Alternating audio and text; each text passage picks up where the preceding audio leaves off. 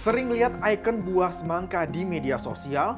Apa arti semangka bagi perjuangan warga Palestina dan bagaimana awal mula konflik Palestina dan Israel bermula? Kita diskusi bahas ini. Dalam 24 jam terakhir, media sosial dipenuhi ikon buah semangka. Semangka sendiri merupakan ikon yang menggambarkan perjuangan rakyat Palestina. Simbol ini digunakan saat tahun 1960-an. Kala itu, pemerintah Israel melarang pengibaran bendera Palestina.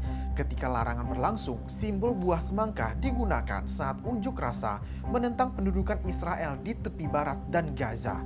Mereka membawa irisan semangka sebagai pengganti bendera. Buah semangka juga mewakili warna bendera Palestina. Jadi pada waktu pasca Perang 1967 itu Israel itu melarang Palestina itu mengibarkan bendera di wilayahnya. Maka itu bendera Palestina itu kan hitam, putih, dan hijau merah kan, Mas, ya. Itu kan kandungannya hitam, putih, hijau, merah, ya. Itu kan ada di dalam semangka loh, ya. Hijau kulitnya, hitam itunya apa bijinya, merah buahnya, putih antara kulit dengan buah itu, ya.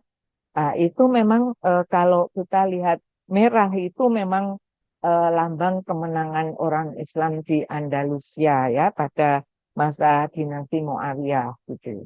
Kalau putih itu eh, pada waktu penyebaran Islam di bawah dinasti Umayyah gitu lambangnya. Lah kalau hitam itu memang lambang ketika Khulafaur Rasyidin Abu Bakar, Umar, Utsman dan Ali, ya, tiga sahabat Nabi dan satu ponakan Nabi itu kan yang meneruskan penyebaran Islam. Itu memang menggunakan lambang hitam. Kita mundur ke belakang sejenak melihat bagaimana awal mula pendudukan Israel di tanah Palestina terjadi.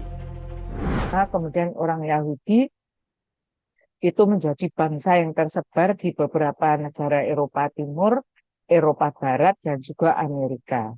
Ya, itu awal mulanya mereka keluar dari Palestina. Kemudian karena mereka merasa tidak nyaman berada di Eropa Timur, yang memuncaknya itu nanti peristiwa Holocaust, ya, tahun 1945. Tapi sebelum itu mereka sudah berkeinginan untuk kembali ke Palestina. Maka mereka menyelenggarakan Kongres Zionis Internasional di Basel, Swiss pada tahun 1897.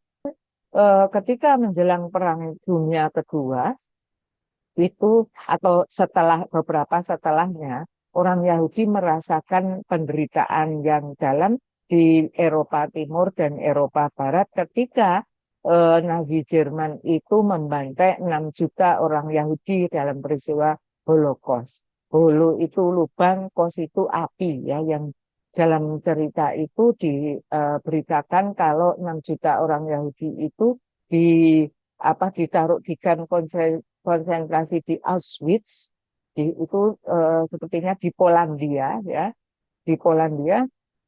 Maka mereka semakin terdorong untuk kembali ke Palestina. Maka mulailah mereka berbondong-bondong ke Palestina. Nah, itu bisa didetek mulai konflik dengan penduduk setempat ketika kedatangan orang Yahudi itu, ya, secara masif, ya, dari beberapa negara Eropa Timur gitu. Hampir 1 bulan perang antara Hamas dan Israel terjadi. Kini kondisi di Gaza semakin tak terkendali. Israel mengklaim telah mengepung Hamas di Gaza.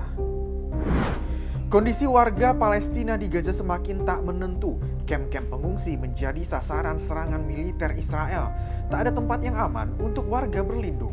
Di sisi lain, permasalahan sehari-hari juga muncul. Para wanita Palestina di Gaza bahkan terpaksa harus meminum pil penunda menstruasi karena pasokan air bersih yang terbatas. Dengan kondisi yang semakin memburuk, warga negara asing kini berbondong-bondong meninggalkan Gaza setelah pintu perbatasan Rafah dan Mesir dibuka. Untuk pertama kalinya, 400 orang yang terdiri dari warga negara asing dan warga Palestina yang mengalami luka parah meninggalkan Gaza melalui pintu perbatasan Rafah. Selain karena alasan keselamatan, mereka juga mengaku kesulitan mendapatkan makanan dan minuman selama di Gaza. Momen dibukanya pintu perbatasan di Rafah juga dimanfaatkan Indonesia. Menteri Luar Negeri Retno Marsudi menyatakan 4 WNI dan 1 istri WNI telah berhasil dievakuasi dari Gaza. Pada tanggal 2 November, dari sejak pagi hari, kita coba lagi lakukan evakuasi. Namun gagal lagi karena situasi tidak memungkinkan. Sekali lagi, sebagaimana sudah pernah saya sampaikan, keselamatan para WNI adalah prioritas. Untuk ketiga kalinya, di tanggal 2 November siang hari, evakuasi dicoba kembali dan alhamdulillah berhasil. 4 WNI dan 1 istri WNI sudah berhasil dievakuasi. Agar gencatan senjata bisa dilakukan, perlu ada komitmen negara-negara besar mendorong kedua belah pihak untuk menghentikan serangan. 9.000 warga sipil di Gaza dan 1.000 warga sipil di Israel tewas akibat perang selama 3 minggu ini. Berapa banyak korban lagi hingga perang ini bisa dihentikan? Saya Zeki Rahmat pamit, terima kasih, sampai jumpa.